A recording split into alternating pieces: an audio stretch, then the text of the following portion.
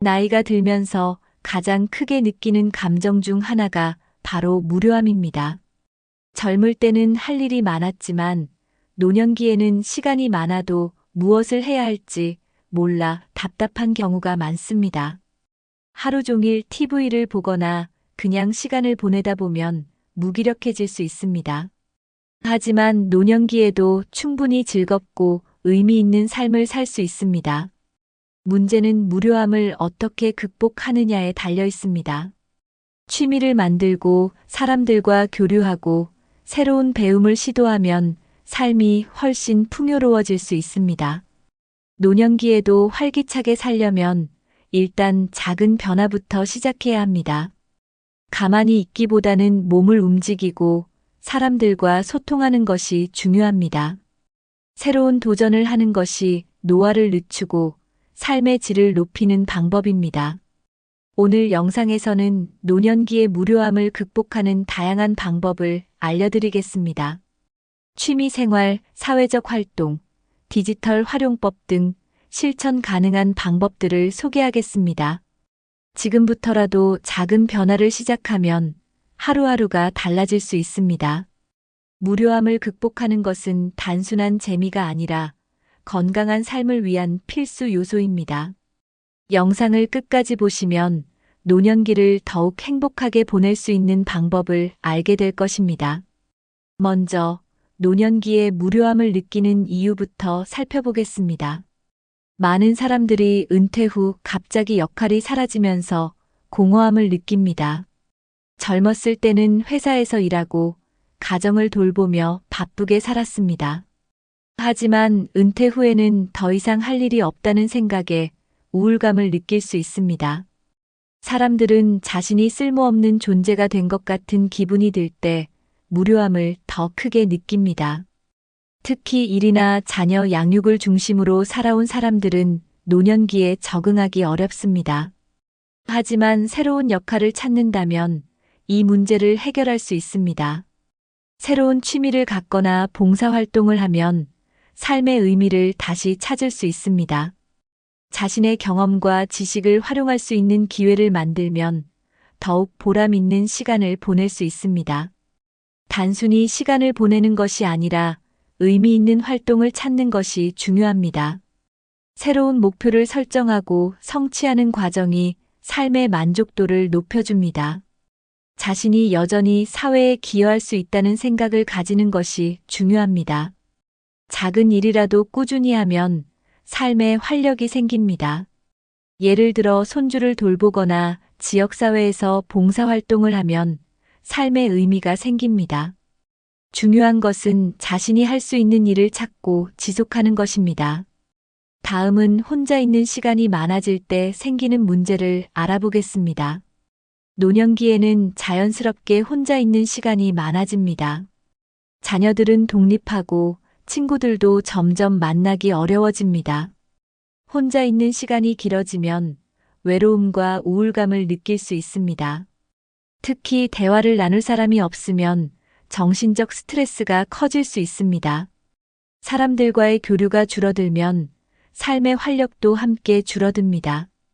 혼자서도 즐길 수 있는 취미를 갖는 것이 중요한 이유입니다. 새로운 취미를 만들면 혼자 있어도 즐겁게 시간을 보낼 수 있습니다. 반려동물을 키우는 것도 외로움을 극복하는 좋은 방법이 될 수 있습니다.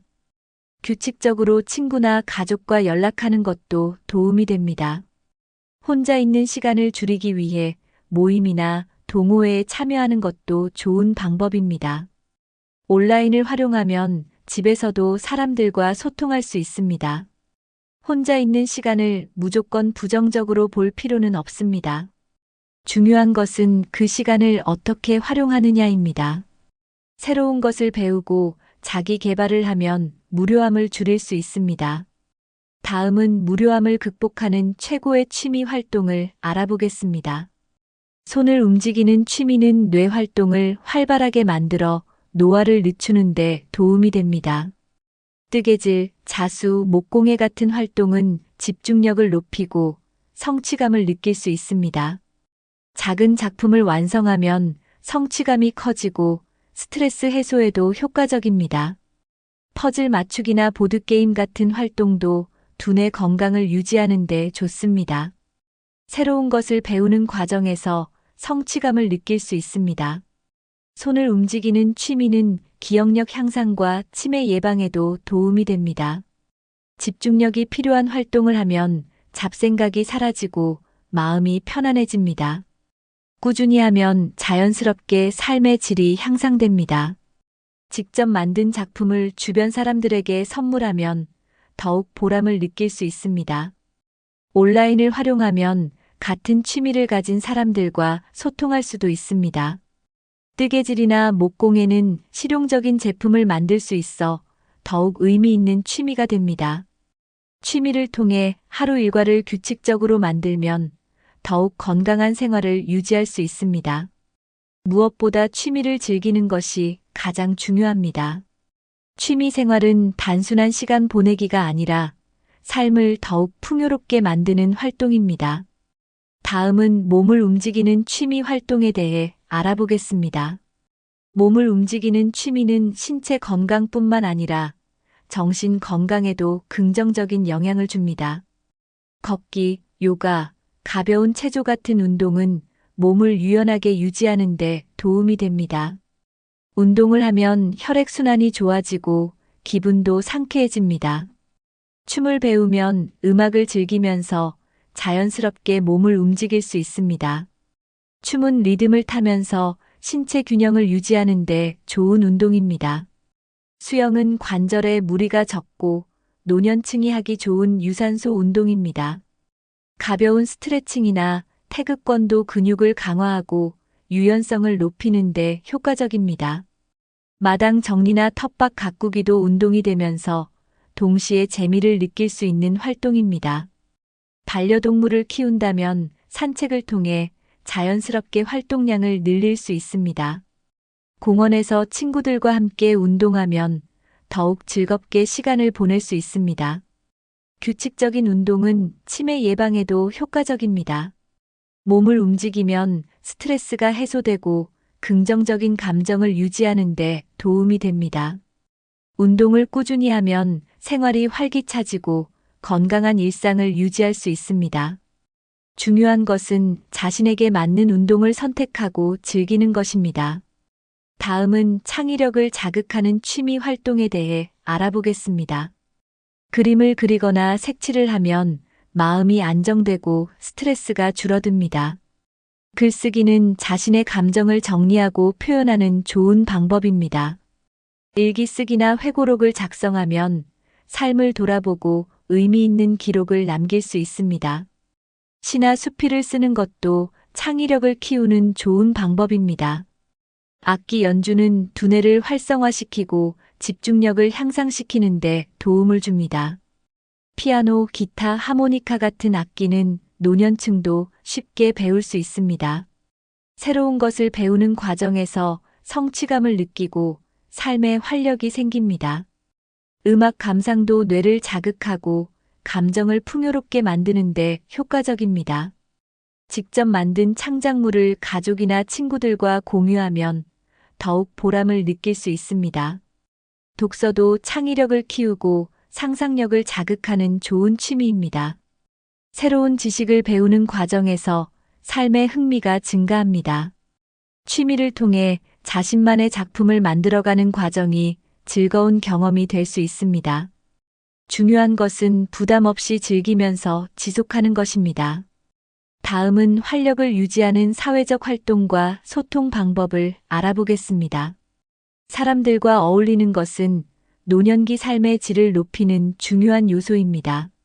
정기적으로 친구를 만나 대화를 나누면 우울증 예방에도 도움이 됩니다. 동호회나 모임에 참여하면 공통 관심사를 가진 사람들과 교류할 수 있습니다. 가벼운 운동 모임이나 독서 모임도 좋은 선택이 될 수 있습니다. 노인복지관이나 문화센터에서 제공하는 프로그램을 활용하면 더욱 다양한 활동이 가능합니다. 새로운 사람을 만나면 자극을 받고 사고의 폭이 넓어집니다. 정기적인 만남을 계획하면 외출하는 습관도 자연스럽게 유지됩니다. 친구들과 함께 여행을 떠나는 것도 좋은 방법입니다. 동네 주민들과 친해지면 일상에서 더 많은 대화를 나눌 수 있습니다. 봉사활동을 하면 사람들과 교류하면서 동시에 보람도 느낄 수 있습니다. 종교 활동도 사회적 관계를 유지하는 좋은 방법이 될 수 있습니다. 작은 모임이라도 참여하면 혼자 있는 시간이 줄어들고 삶이 더욱 즐거워집니다.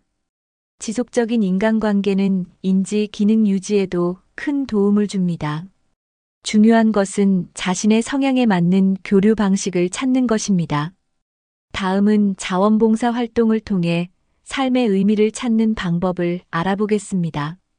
봉사활동은 무료함을 극복하는 동시에 보람을 느낄 수 있는 좋은 방법입니다.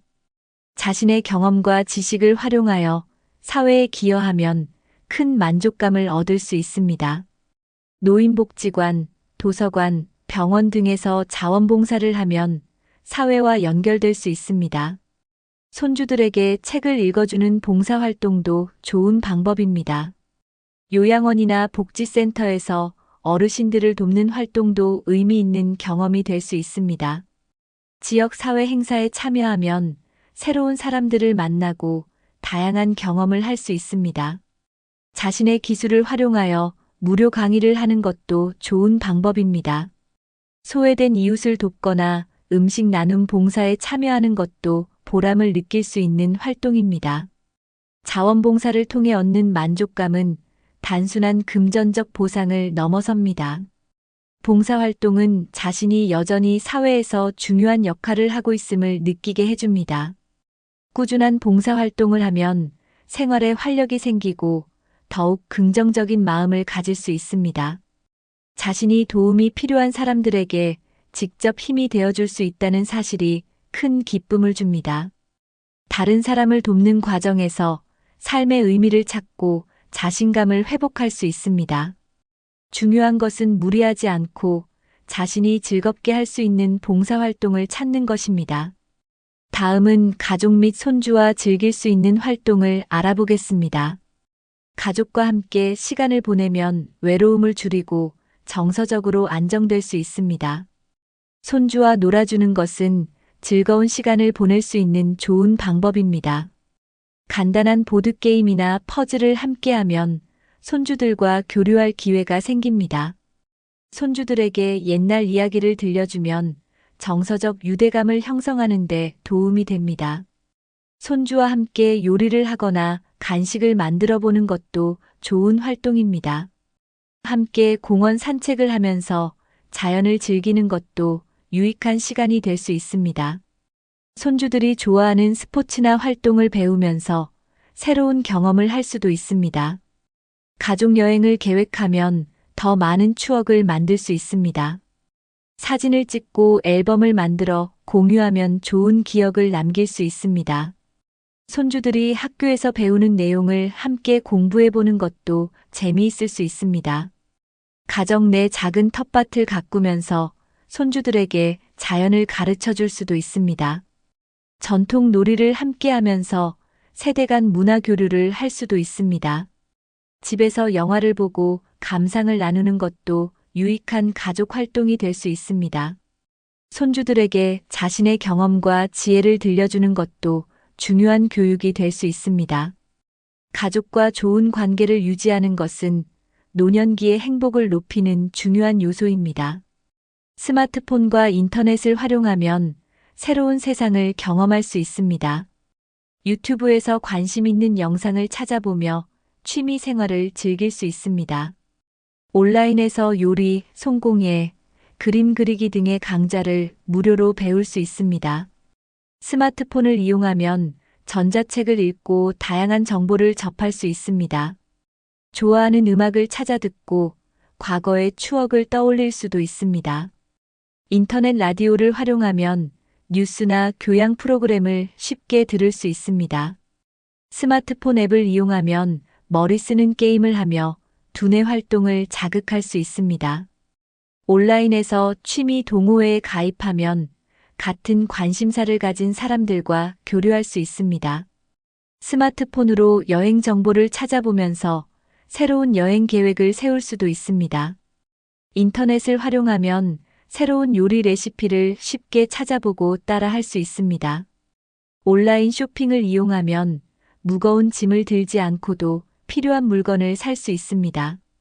스마트폰 카메라를 활용해 사진을 찍고 편집하는 것도 재미있는 취미가 될 수 있습니다. 다양한 정보를 손쉽게 검색할 수 있어 새로운 배움을 지속할 수 있습니다. 중요한 것은 스마트폰을 활용하는 것이 어렵다고 포기하지 않는 것입니다. 배우면서 익숙해지면 더욱 편리하고 유익한 생활을 할 수 있습니다. 요즘은 인터넷을 통해 쉽게 새로운 것을 배울 수 있습니다. 유튜브에는 무료로 제공되는 다양한 강좌가 많습니다. 외국어를 배우거나 악기를 연주하는 방법도 쉽게 익힐 수 있습니다. 건강 정보나 운동 방법을 배워 실천할 수도 있습니다. 온라인 강좌를 활용하면 집에서도 새로운 취미를 시작할 수 있습니다. 미술, 음악, 역사 등 다양한 분야의 지식을 배울 수 있습니다. 유튜브에서 요리 영상을 보며 따라하면 더욱 재미있게 요리를 할 수 있습니다. 스마트폰 사용법을 배우면 가족과 소통하는 것이 더욱 편리해집니다. 온라인 강좌를 활용하면 자신이 원하는 속도로 학습할 수 있습니다. 새로운 것을 배우는 과정에서 성취감을 느낄 수 있습니다. 기술이 발전하면서 배우기 쉬운 환경이 조성되고 있습니다. 책을 읽기 어려운 경우 오디오북을 활용하는 것도 좋은 방법입니다. 스마트폰 활용법을 배우면 디지털 세상과 더 가깝게 지낼 수 있습니다. 다양한 온라인 자료를 활용하면 무료함을 쉽게 극복할 수 있습니다. 중요한 것은 배우는 것을 두려워하지 않고 새로운 시도를 하는 것입니다. SNS를 활용하면 가족, 친구들과 더욱 가까운 관계를 유지할 수 있습니다. 카카오톡이나 문자 메시지를 이용하면 쉽게 연락할 수 있습니다. SNS를 통해 손주들과 소통하면 세대 차이를 줄일 수 있습니다. 가족들과 사진이나 영상을 공유하면 더욱 친밀감을 느낄 수 있습니다. SNS에서 친구들의 소식을 확인하면 사회적 고립을 줄일 수 있습니다. 온라인에서 같은 취미를 가진 사람들과 교류할 수도 있습니다. 스마트폰을 활용하면 해외에 있는 가족과도 편리하게 연락할 수 있습니다. 노인 대상 온라인 커뮤니티에 가입하면 같은 관심사를 가진 사람들과 연결될 수 있습니다. SNS에서 유용한 건강 정보나 생활 정보를 쉽게 얻을 수 있습니다. 가족들과 영상 통화를 하면 더욱 친밀한 소통이 가능합니다. SNS를 활용하면 외출이 어려운 날에도 사람들과 교류할 수 있습니다. 손주들에게 스마트폰 사용법을 배우면 더욱 쉽게 활용할 수 있습니다. SNS를 통해 옛 친구들을 다시 만나고 연락할 수도 있습니다. 중요한 것은 적절한 시간을 정해 SNS를 활용하는 것입니다. 디지털 기술을 활용하면 노년기 무료함을 효과적으로 극복할 수 있습니다. 작은 목표를 세우면 삶에 활력이 생깁니다. 매일 한 가지씩 새로운 것을 시도하는 것도 좋은 방법입니다. 걷기 목표를 정하고 매일 실천하면 건강에도 도움이 됩니다. 매주 새로운 요리를 도전해보는 것도 흥미로운 경험이 될 수 있습니다. 작은 목표라도 성취하면 자신감이 생깁니다. 자신이 즐길 수 있는 목표를 정하면 더욱 지속하기 쉽습니다. 독서 목표를 세우고 한 달에 한 권씩 책을 읽는 것도 좋은 방법입니다. 여행 계획을 세우고 작은 목표부터 실행하는 것도 의미 있는 경험이 될 수 있습니다. 작은 도전을 통해 자신을 계속 성장시킬 수 있습니다. 새로운 습관을 만드는 것은 건강한 삶을 유지하는 데 필수적입니다. 목표를 적어두고 하나씩 실천하면 더욱 동기부여가 됩니다. 생활 속에서 작은 변화를 주면 무료함을 효과적으로 극복할 수 있습니다. 도전하는 과정에서 얻는 기쁨이 삶을 더욱 풍요롭게 만듭니다. 중요한 것은 너무 거창한 목표보다는 실천 가능한 목표를 설정하는 것입니다. 꾸준한 실천이 결국 건강하고 의미 있는 노년을 만드는 핵심입니다. 배움에는 나이가 없습니다. 새로운 것을 배우는 것은 두뇌를 자극하고 삶의 질을 높입니다. 노년기에도 평생 배움을 실천하면 무료함을 극복하는 데 큰 도움이 됩니다. 외국어를 배우면 여행을 가거나 해외 가족과 소통할 때 유용할 수 있습니다. 새로운 악기를 배우면 음악을 즐기면서 정서적으로도 안정감을 얻을 수 있습니다. 그림을 그리거나 공예를 배우면 창의력을 자극하고 성취감을 느낄 수 있습니다. 온라인 강의를 활용하면 집에서도 쉽게 새로운 기술을 배울 수 있습니다. 역사나 철학을 공부하면서 깊이 있는 사고를 기를 수도 있습니다. 요리 클래스를 들으면 다양한 요리를 배워 손주나 가족과 즐길 수 있습니다. 정원을 가꾸거나 식물을 키우는 것도 새로운 배움의 기회가 될 수 있습니다.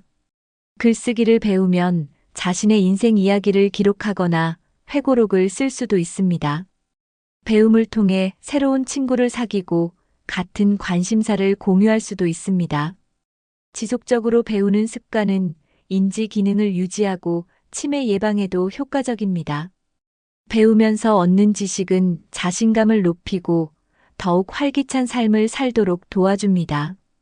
중요한 것은 부담을 갖지 않고 즐겁게 배움을 지속하는 것입니다. 다음은 새로운 습관을 만들고 지속하는 방법에 대해 알아보겠습니다. 작은 변화부터 시작하면 새로운 습관을 만드는 것이 쉽습니다. 매일 같은 시간에 걷기 운동을 하는 것도 좋은 습관이 될 수 있습니다. 책을 읽는 습관을 들이면 지식도 쌓이고 두뇌 건강에도 좋습니다. 매일 짧게라도 글을 쓰면 사고력이 향상되고 창의적인 활동이 됩니다. 하루에 한 가지씩 감사하는 일을 기록하면 긍정적인 마인드를 유지할 수 있습니다. 규칙적인 식습관을 유지하면 건강을 지키고 활력을 높일 수 있습니다. 새로운 습관을 만들 때는 목표를 작게 설정하고 점진적으로 늘려가는 것이 중요합니다. 하루 10분 명상을 하면 스트레스가 줄고 마음이 안정됩니다. 정리정돈하는 습관을 들이면 집안 환경이 쾌적해지고 기분도 좋아집니다. 아침에 가벼운 스트레칭을 하면 하루를 활기차게 시작할 수 있습니다. 꾸준히 실천할 수 있도록 습관을 기록하고 체크하는 것도 좋은 방법입니다. 가족이나 친구와 함께 실천하면 더욱 지속하기 쉽습니다. 자신을 칭찬하고 작은 성과에도 만족하는 태도가 중요합니다. 습관이 자리 잡으면 무료한 시간을 더욱 생산적으로 활용할 수 있습니다. 새로운 습관을 만들고 유지하면 건강하고 활기찬 노년을 보낼 수 있습니다. 노년기에 무료함을 느끼는 것은 자연스러운 현상이지만 극복할 방법이 많습니다. 새로운 취미를 찾고 손을 움직이면 무료함을 줄이고 성취감을 느낄 수 있습니다. 규칙적인 운동과 활동적인 취미는 건강을 유지하는 데도 큰 도움이 됩니다. 사람들과 소통하고 사회적 관계를 유지하면 외로움을 예방할 수 있습니다. 가족, 친구들과 시간을 보내면서 삶의 의미를 더욱 풍요롭게 만들 수 있습니다. 디지털 기술을 활용하면 새로운 세상과 연결될 수 있습니다. SNS나 유튜브를 활용하면 더욱 다양한 정보와 배움을 얻을 수 있습니다. 봉사활동을 통해 남을 돕는 과정에서 큰 만족감을 느낄 수 있습니다. 작은 목표를 세우고 꾸준히 실천하면 삶에 활력이 생깁니다. 평생 배움을 실천하면 노년기에도 성장하는 기쁨을 누릴 수 있습니다. 새로운 습관을 만들고 유지하면 건강하고 의미 있는 삶을 살 수 있습니다. 중요한 것은 매일 조금씩 변화하고 도전하는 것입니다. 무료한 시간을 의미 있는 시간으로 바꾸는 것은 우리의 선택에 달려 있습니다. 여러분은 노년기의 무료함을 어떻게 극복하고 계신가요? 댓글로 여러분만의 노후 생활 노하우를 공유해 주세요.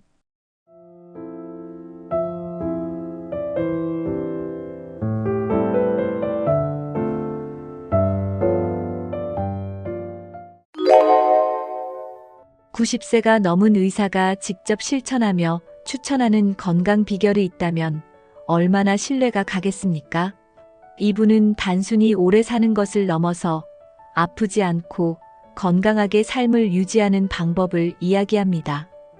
특히 복잡하고 힘든 것이 아니라 누구나 쉽게 따라 할 수 있는 초간단 습관들이라는 점에서 더욱 특별합니다. 오늘은 이 90세 의사가 강조하는 장수 비결과 이를 통해 여러분도 지금부터 건강한 삶을 준비할 수 있는 방법을 소개하려고 합니다. 영상 끝까지 시청하시면 간단하지만 큰 변화를 가져올 수 있는 습관들을 알게 될 것입니다. 지금부터 장수의 비결을 하나씩 알아보도록 하겠습니다. 1. 장수를 위한 기본 원칙. 건강을 지키는 가장 중요한 3가지 요소. 장수를 위해 가장 중요한 3가지 요소는 바로 운동, 식습관, 그리고 수면입니다. 첫째, 운동은 우리의 신체를 튼튼하게 유지하고 근육과 관절의 기능을 활성화시킵니다. 간단한 걷기 운동이나 스트레칭만으로도 몸의 균형과 혈액순환을 개선할 수 있습니다. 둘째, 식습관은 장수를 결정짓는 핵심 요소 중 하나입니다. 신선한 채소와 과일, 단백질이 풍부한 식단은 면역력을 높이고 노화를 늦추는 데 도움이 됩니다. 셋째, 충분한 수면은 우리의 몸과 마음을 회복시키는 중요한 시간입니다. 매일 78시간의 숙면을 취하면 에너지가 회복되고 스트레스가 감소하며 신체 기능이 최적화됩니다. 이 3가지 요소는 서로 연결되어 있어 한 가지라도 소홀히 하면 건강의 균형이 깨질 수 있습니다. 90세 의사는 단순하지만 강력한 이 3가지 원칙을 매일 실천하며 건강을 유지하고 있다고 합니다. 여러분도 이 3가지를 삶의 기본 원칙으로 삼아보세요. 간단한 변화로 건강하고 행복한 노후를 준비할 수 있습니다. 장수의 필수 조건, 균형 잡힌 생활. 건강하게 오래 살기 위해 가장 중요한 것은 균형 잡힌 생활을 유지하는 것입니다.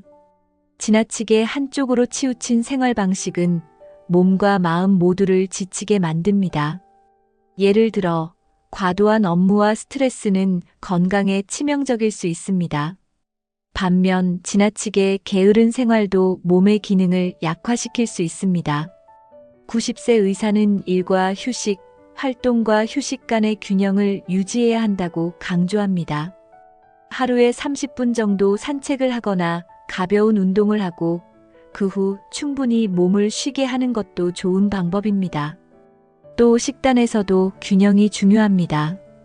탄수화물, 단백질, 지방을 적절히 섭취하고 채소와 과일을 추가하면 몸의 영양 상태를 최적화할 수 있습니다. 균형 잡힌 생활은 우리의 신체뿐만 아니라 마음에도 긍정적인 영향을 미칩니다.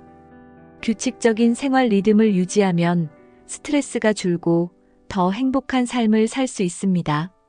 지금부터라도 균형 잡힌 생활을 통해 더 건강하고 활기찬 나날을 만들어 보세요. 스트레스를 줄이고 마음의 평화를 찾는 법. 스트레스는 장수를 방해하는 가장 큰 적 중 하나입니다. 과도한 스트레스는 심혈관 질환, 면역력 저하, 그리고 우울증 같은 문제를 일으킬 수 있습니다. 90세 의사는 스트레스를 줄이고 마음의 평화를 찾는 것이 장수의 중요한 비결이라고 말합니다. 스트레스를 관리하는 가장 쉬운 방법 중 하나는 규칙적인 심호흡입니다. 깊게 숨을 들이마시고 천천히 내쉬는 것만으로도 긴장을 풀고 마음을 안정시킬 수 있습니다. 또한 명상이나 요가는 스트레스를 완화하고 내면의 평화를 찾는 데 큰 도움을 줍니다. 또 다른 방법은 자연과 함께하는 시간입니다. 공원을 걷거나 정원을 가꾸는 활동은 몸과 마음을 치유하는 효과가 있습니다. 마지막으로 사람들과의 소통도 중요합니다. 친구나 가족과 대화하며 감정을 공유하면 스트레스를 해소하는 데 큰 도움이 됩니다. 마음의 평화를 찾는 것은 단순히 건강을 유지하는 것을 넘어 삶의 질을 높이는 중요한 요소입니다. 지금부터라도 작은 변화로 스트레스를 줄이고 평화를 찾아보세요. 2. 90세 의사가 추천하는 아프지 않는 생활 습관. 하루 10분씩 간단하게 실천하는 운동. 운동은 장수를 위한 필수 요소 중 하나입니다. 하지만 복잡하거나 힘든 운동이 아니라 간단하고 지속 가능한 운동이 더 효과적일 수 있습니다. 90세 의사는 하루 10분씩 가벼운 스트레칭과 근력 운동을 추천합니다.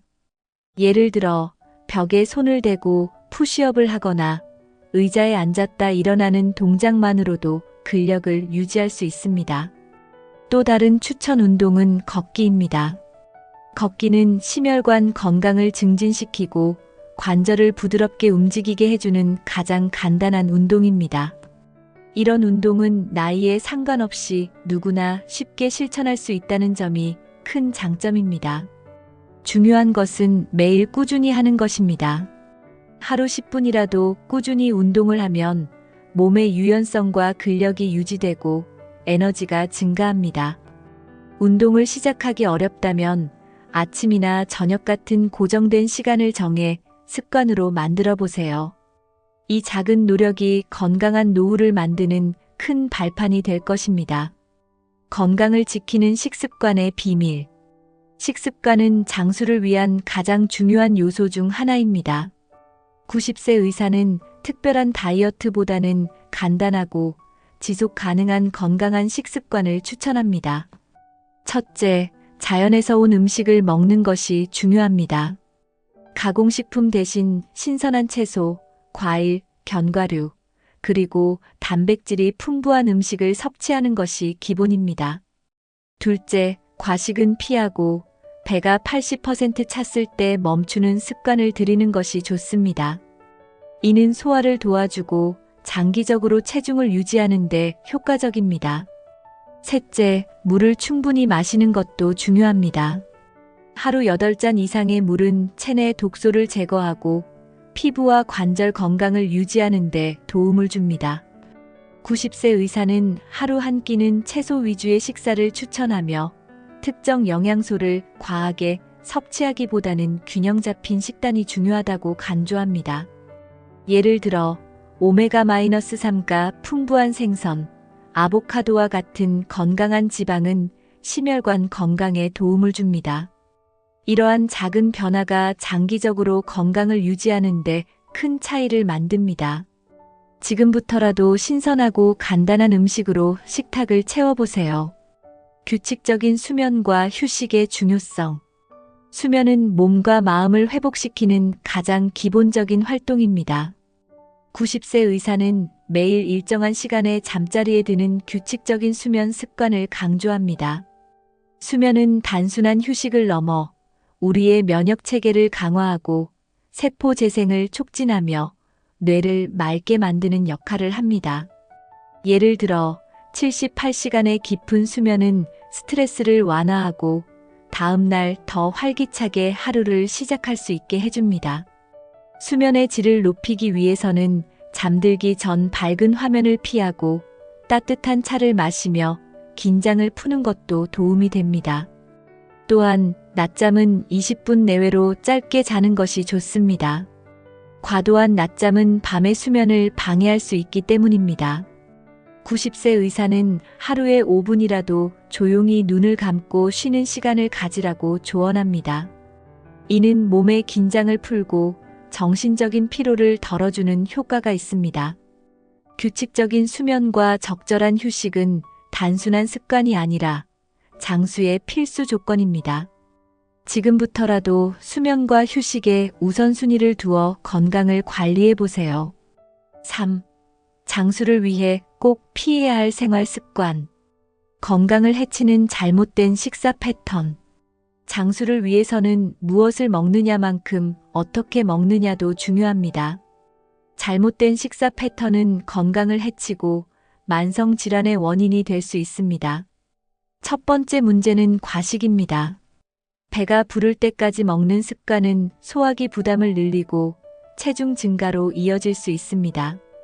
90세 의사는 적게 먹고 천천히 먹는 것을 추천합니다. 두 번째는 정제된 설탕과 소금 섭취가 과한 식단입니다. 가공된 음식과 음료수는 혈압을 높이고 염증을 유발하며 노화를 촉진할 수 있습니다. 세 번째는 불규칙한 식사 시간입니다. 식사를 일정한 시간에 하지 않으면 몸의 대사 리듬이 깨져 피로와 스트레스를 증가시킬 수 있습니다. 건강한 식사 습관은 장수를 위한 필수적인 기본기입니다. 지금이라도 잘못된 식사 패턴을 점검하고 균형 잡힌 식사를 실천해 보세요. 작은 변화로도 몸은 긍정적인 반응을 보일 것입니다. 노화를 촉진하는 나쁜 습관들. 노화를 촉진하는 가장 큰 원인 중 하나는 흡연과 과도한 음주입니다. 흡연은 폐와 심혈관에 치명적인 손상을 주며 피부를 빠르게 노화시키는 주요 원인 중 하나입니다. 음주는 적당한 수준에서는 심장 건강에 도움이 될 수 있지만 과도하면 간과 뇌를 손상시킵니다. 90세 의사는 이러한 나쁜 습관을 하루라도 빨리 끊는 것이 중요하다고 강조합니다. 또 다른 문제는 수면 부족입니다. 꾸준히 잠을 잘 못 자면 신체가 회복할 시간을 놓쳐 노화를 가속화합니다. 또한 운동 부족 역시 나쁜 습관 중 하나입니다. 꾸준히 움직이지 않으면 근육이 약화되고 관절과 뼈 건강이 악화될 수 있습니다. 나쁜 습관을 하나씩 개선하면 몸이 훨씬 더 빠르게 건강해진다는 점을 기억하세요. 지금부터라도 나쁜 습관을 하나씩 줄여가는 실천을 시작해 보세요. 90세 의사가 전하는 장수 비결은 거창하거나 복잡한 것이 아닙니다. 누구나 쉽게 실천할 수 있는 작은 습관이 장기적으로 큰 변화를 가져올 수 있습니다. 오늘 배운 내용을 바탕으로 아프지 않고 건강하게 오래 사는 삶을 만들어 보세요. 이 영상이 유익하셨다면 구독과 좋아요를 눌러주시고 더 많은 건강 팁으로 다시 찾아뵙겠습니다.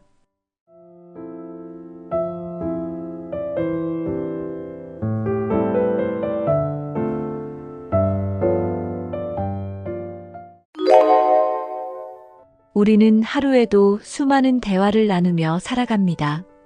하지만 어떤 사람의 말은 특별히 기억에 남고 듣기만 해도 기분이 좋아지곤 하죠.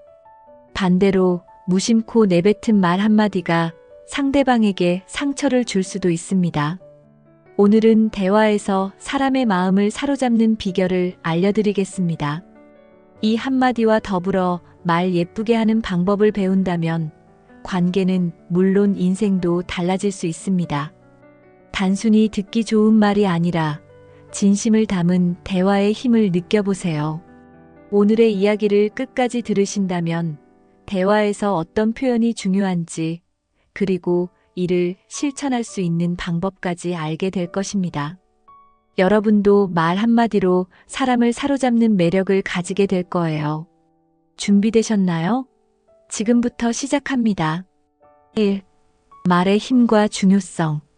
대화가 관계를 형성하고 유지하는 핵심. 대화는 사람과 사람 사이를 연결하는 가장 강력한 도구입니다. 말 한마디로 새로운 인연을 만들 수도, 기존의 관계를 더 깊게 만들 수도 있습니다. 반대로 서툰 대화는 관계를 멀어지게 할 수도 있죠. 예를 들어, 고마워, 미안해 같은 단순한 표현도 적절한 순간에 쓰이면 상대방의 마음에 깊이 새겨질 수 있습니다.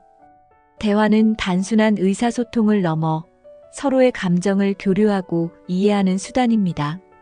우리의 말은 상대방의 하루를 밝게 만들 수도 우울하게 만들 수도 있습니다. 그래서 대화는 단순한 언어의 전달이 아니라 관계의 질을 결정짓는 중요한 역할을 합니다. 성공적인 인간관계를 원한다면 대화의 중요성을 깨닫는 것부터 시작해야 합니다. 대화는 단순히 말하는 것이 아니라 상대방의 마음을 움직이는 예술입니다. 그러므로 더 나은 대화를 위해 노력하는 것은 나와 타인 모두에게 큰 선물이 됩니다. 말 한마디가 사람의 마음을 움직이는 이유. 우리가 사용하는 단어와 표현은 단순한 정보 이상의 힘을 가지고 있습니다. 말 한마디에는 진심과 태도가 담겨 있기 때문에 상대방의 감정을 직접적으로 건드릴 수 있습니다. 예를 들어, 칭찬은 상대방의 자신감을 키우고 긍정적인 에너지를 전달합니다. 반대로 비난은 그들의 자존감을 떨어뜨리고 부정적인 영향을 미칠 수 있습니다. 특히 진심 어린 한마디는 상대방에게 특별한 기억으로 남게 됩니다. 수고했어. 너라면 잘할 수 있어. 같은 말은 상대방의 마음에 긍정적인 변화를 일으킵니다. 말 한마디는 단순히 순간의 기분을 넘어서 관계와 인생 전반에 영향을 미칩니다. 그래서 대화에서 사용하는 단어 하나하나가 중요합니다.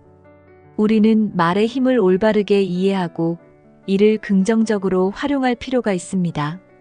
말은 우리의 의도를 전달하는 수단일 뿐만 아니라 상대방의 감정을 형성하는 도구이기도 합니다. 긍정적인 말이 가져오는 놀라운 변화. 긍정적인 말은 단순히 상대방을 기분 좋게 만드는 것을 넘어 우리 삶 전반에 긍정적인 변화를 가져옵니다. 예를 들어, 오늘 정말 멋지네요. 당신 덕분에 일이 잘 풀렸어요. 같은 칭찬은 상대방의 기분을 북돋우고 더 나은 행동을 유도합니다.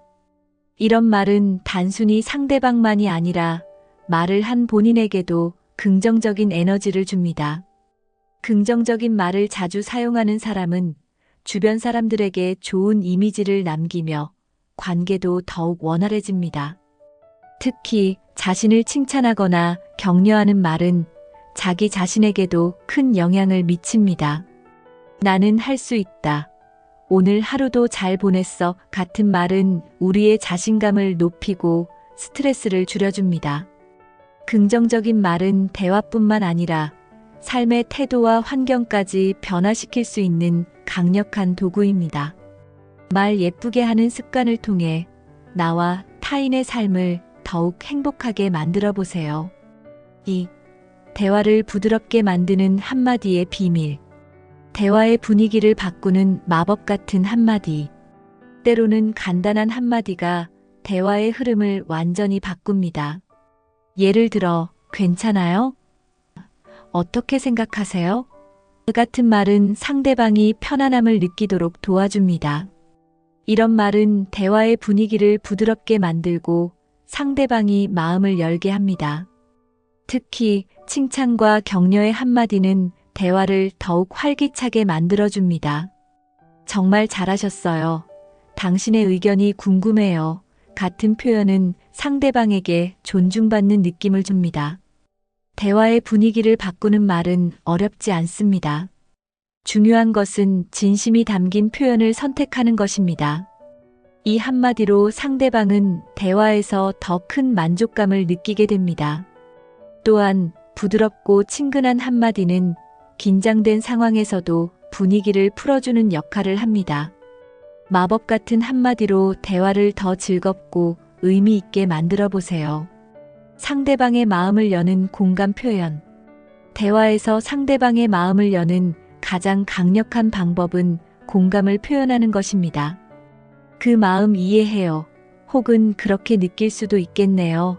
같은 한마디는 상대방에게 위로와 지지를 전달합니다. 공감은 상대방이 자신의 감정을 인정받는다고 느끼게 만들어 대화의 신뢰를 형성합니다. 특히 어려운 상황에 있는 사람에게는 단순한 공감의 표현만으로도 큰 위로가 될 수 있습니다. 예를 들어 친구가 힘든 이야기를 털어놓을 때 그런 일이 있었다니 정말 힘들었겠어요 라고 말하면 상대방은 더 많은 이야기를 나누고 싶어 합니다. 공감은 반드시 해결책을 제안하지 않아도 됩니다. 중요한 것은 상대방의 감정을 인정하고 그 자리에 함께 있어주는 것입니다. 공감 표현은 대화를 깊고 진솔하게 만들어줍니다. 이런 표현을 습관화하면 누구와도 더 좋은 관계를 맺을 수 있습니다. 공감은 대화에서 단순한 기술이 아니라 관계의 다리를 놓는 중요한 도구입니다. 진심을 담은 말이 전달되는 방법. 아무리 멋진 말이라도 진심이 느껴지지 않으면 그 효과는 반감됩니다. 반대로 간단한 한마디라도 진심이 담기면 상대방의 마음에 깊이 전달됩니다. 예를 들어, 정말 감사합니다라는 말을 말투와 눈빛에 진심을 담아 전한다면 상대방은 그 고마움을 느낄 수 있습니다. 진심을 담으려면 상대방의 말을 먼저 경청하고 그들의 입장에서 생각하려는 노력이 필요합니다. 특히 칭찬을 할 때는 구체적이고 진실하게 표현하는 것이 중요합니다. 당신 덕분에 일이 잘 마무리됐어요. 정말 큰 도움이 됐어요.와 같은 구체적인 말은 상대방에게 더 큰 감동을 줍니다.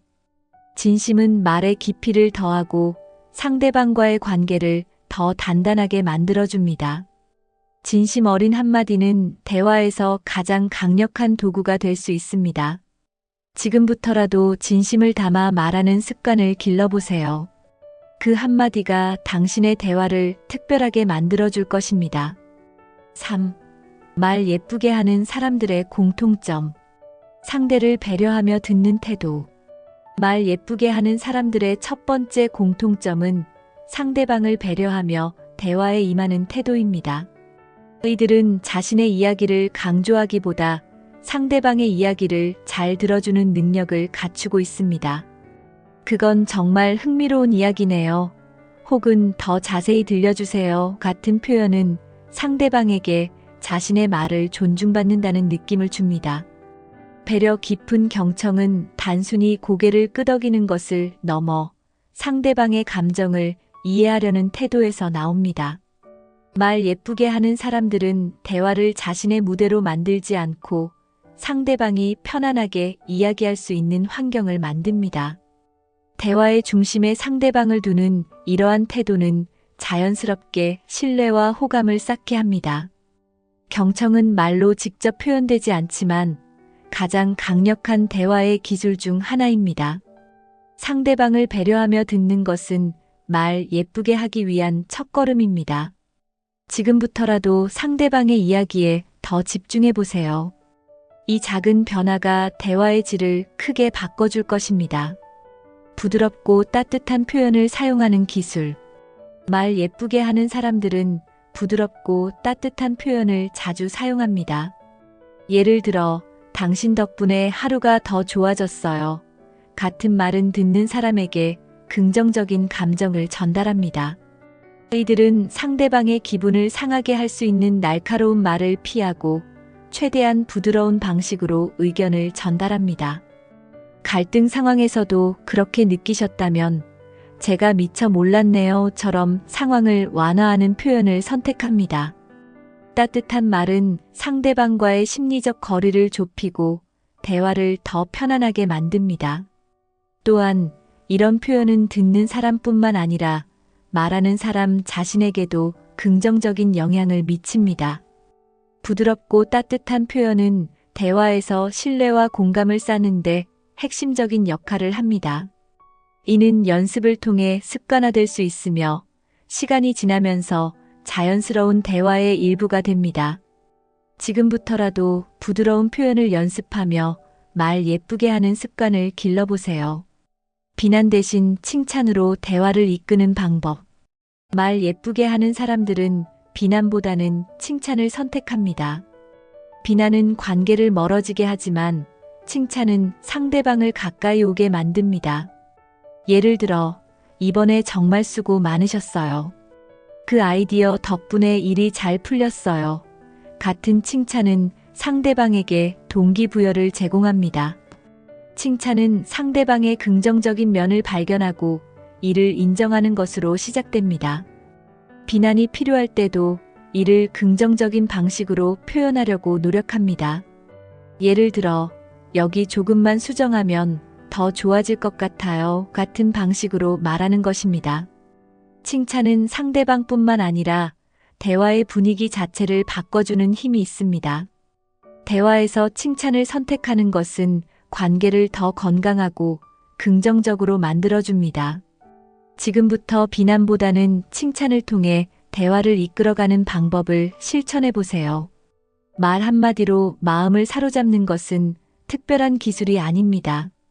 오늘 배운 내용처럼 부드럽고 따뜻한 표현, 진심을 담은 말, 그리고 배려, 깊은 태도는 누구나 실천할 수 있습니다. 대화의 작은 변화가 큰 관계의 변화를 가져옵니다.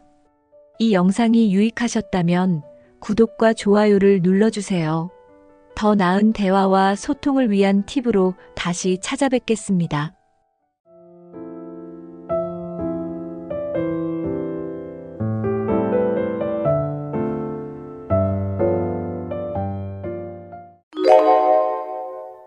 결혼은 두 사람의 사랑만으로 이루어지지 않습니다.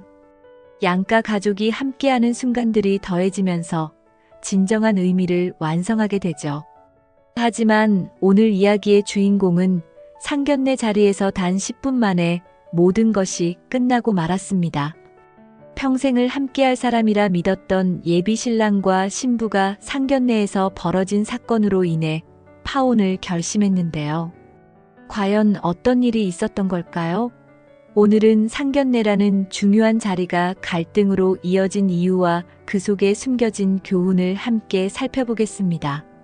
상견례를 앞두고 계신 분들, 혹은 결혼 준비 중인 분들이라면 꼭 끝까지 시청하시길 바랍니다.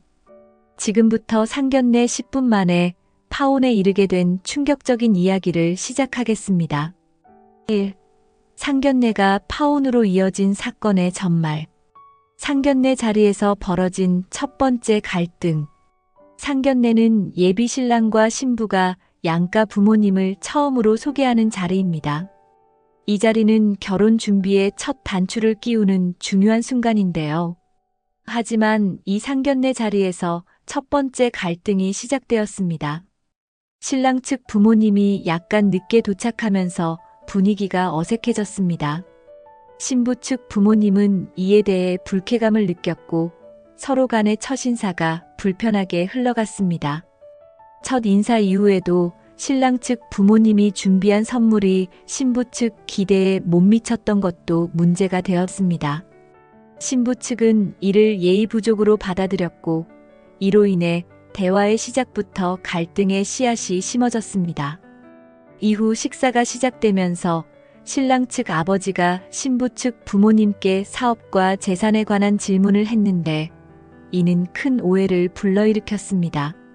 신부 측은 이러한 질문을 결혼에 있어 금전적인 기대가 크다는 신호로 받아들였습니다. 반대로 신랑 측은 신부 가족이 지나치게 예민하게 반응한다고 느꼈습니다. 이런 상황 속에서 대화는 점점 더 긴장감이 감돌았고 서로의 시선도 차가워졌습니다.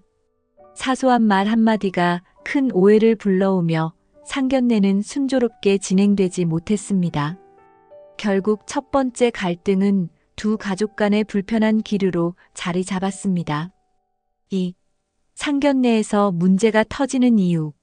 상견례에서 흔히 발생하는 갈등 요인.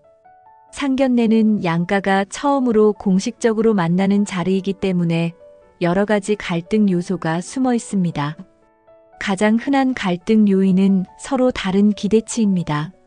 신부 측은 예의를 갖춘 신랑 측의 태도를 기대하지만 신랑 측은 지나치게 형식적인 분위기를 부담스러워할 수 있습니다. 이러한 기대치의 차이가 충돌로 이어지기 쉽습니다. 또 다른 문제는 대화 주제입니다. 상견례 자리에서는 서로 민감한 주제를 피하는 것이 중요하지만 금전이나 재산 문제, 결혼 준비 비용 같은 이야기가 나오면 갈등이 발생할 수 있습니다. 가족 간의 성격 차이도 갈등 요인이 됩니다. 한쪽은 격식을 중요시하지만 다른 쪽은 자유로운 분위기를 선호할 경우 서로를 무례하거나 부담스럽게 느낄 수 있습니다. 또한 세대 차이로 인한 갈등도 무시할 수 없습니다. 부모님 세대의 가치관과 젊은 세대의 결혼관이 다를 경우 서로의 관점을 이해하지 못해 상처를 주고받게 됩니다. 이러한 요소들이 상견례 자리에서 문제가 터지는 주요 원인입니다. 결국 상견례는 단순한 만남 이상의 의미를 가지며 양가의 관계를 좌우할 수 있는 중요한 자리입니다. 3. 상견례 갈등을 예방하는 방법. 상견례 전 양가의 충분한 소통의 중요성. 상견례에서 갈등을 예방하려면 양가가 사전에 충분히 소통하는 것이 중요합니다. 상견례 전 예비 신랑과 신부가 양가 부모님께 서로의 가족에 대해 소개하고 예상 질문이나 민감한 주제를 미리 조율하는 것이 좋습니다. 예를 들어 부모님께 상견례의 분위기나 기대하는 내용을 솔직히 이야기하면 불필요한 오해를 줄일 수 있습니다. 또한 선물이나 준비 사항에 대해 양가가 사전에 합의하는 것도 갈등을 예방하는 데 중요한 역할을 합니다. 상견례 전에 미리 서로의 가족 문화를 이해하려고 노력하는 것도 필요합니다. 각 가정의 전통이나 관습 혹은 의사소통 스타일을 알아두면 첫 만남에서 불필요한 갈등을 줄일 수 있습니다. 양가가 편안한 분위기에서 상견례를 진행할 수 있도록 장소와 식사 메뉴 선택에도 신경 써야 합니다. 너무 격식 있는 자리보다는 양가 모두가 편안하게 느낄 수 있는 장소를 선택하는 것이 좋습니다. 상견례는 단순히 결혼의 시작을 알리는 자리가 아니라 두 가정이 하나가 되는 첫걸음입니다. 충분한 소통을 통해 상견례를 더 뜻깊고 긍정적인 자리로 만들어 보세요. 예비 부부가 합의점을 찾아야 하는 이유. 상견례에서 갈등을 예방하려면 예비 신랑과 신부가 먼저 서로의 입장과 생각을 충분히 공유하고 합의하는 것이 필수적입니다. 두 사람이 상견례 전에 양가의 기대와 우려를 미리 논의하면 상견례 자리가 훨씬 부드럽게 진행될 수 있습니다. 예를 들어 선물 문제나 식사 자리에서 나올 수 있는 주제에 대해 미리 조율해두면 갈등을 예방하는 데 큰 도움이 됩니다. 상견례는 단순히 두 가정이 만나는 자리일 뿐만 아니라 예비 부부가 두 가정을 연결하는 중간 역할을 해야 하는 순간이기도 합니다. 만약 예비 신랑이 자신의 가족이 지나치게 형식을 중요시한다고 느낀다면 신부에게 이를 미리 알리고 준비할 수 있게 하는 것이 좋습니다. 반대로 신부가 자신의 부모님이 예민한 부분에 대해 설명한다면 신랑이 이를 고려해 대화 주제나 태도를 조정할 수 있습니다. 예비 부부가 서로의 의견을 충분히 나누지 않으면 상견례 자리에서 예기치 못한 충돌이 발생할 가능성이 높아집니다. 두 사람의 합의는 단순히 갈등을 예방하는 것을 넘어 상견례 후 양가의 관계를 긍정적으로 형성하는 데도 중요한 역할을 합니다. 상견례에서 부모님이 대화 중에 충돌하거나 오해가 생기더라도 예비 부부가 중심을 잘 잡고 중재 역할을 할 수 있습니다. 두 사람의 합의는 단순히 결혼을 준비하는 단계가 아니라 결혼 생활에서도 중요한 신뢰와 소통의 기반이 됩니다. 예비 부부가 이 부분을 충분히 논의한다면 상견례는 갈등보다는 화합의 자리가 될 수 있습니다. 상견례에서 반드시 피해야 할 행동과 발언. 상견례에서 갈등을 피하려면 반드시 피해야 할 행동과 발언들이 있습니다. 첫 번째로 상대방의 경제적 상황이나 재산에 대한 직접적인 질문은 금기입니다. 예를 들어, 결혼 비용은 누가 부담할 계획인가요? 혹은 재산은 어느 정도 있나요? 같은 질문은 상대방에게 부담과 불쾌감을 줄 수 있습니다. 이러한 질문은 상견례 후에도 양가 사이에 깊은 오해를 남길 수 있습니다. 두 번째로 지나치게 형식적이거나 과장된 행동은 피해야 합니다. 상견례는 격식을 갖추는 자리이긴 하지만 지나치게 꾸민 행동은 오히려 어색한 분위기를 만들 수 있습니다. 자연스럽고 진솔한 태도가 상대방에게 더 좋은 인상을 남깁니다. 또한 상견례 중에 개인적인 갈등을 드러내거나 과거의 일에 대해 지나치게 부정적인 이야기를 하는 것도 피해야 합니다. 세 번째로 상대방을 평가하거나 비교하는 발언은 절대 금물입니다. 우리 집에서는 이러지 않는데요. 같은 말은 상대방의 자존심을 상하게 하고 분위기를 냉각시킬 수 있습니다. 모든 대화는 존중과 배려를 바탕으로 이루어져야 합니다. 상견례는 결혼의 첫걸음을 위한 자리이니만큼 상대방을 비난하거나 비교하기보다는 서로를 이해하고 격려하는 태도를 유지하는 것이 중요합니다. 4. 파혼 후 남은 후회와 교훈. 파혼 후 양가와 당사자가 느낀 감정. 파혼은 단순히 두 사람만의 문제가 아닙니다. 양가 모두에게 큰 충격과 아쉬움을 남길 수 있습니다. 상견례 자리에서의 갈등이 파혼으로 이어지면 부모님은 자녀에 대한 미안함과 실망을 동시에 느낍니다. 예를 들어 신부 측 부모님은 우리가 너무 민감하게 반응했나?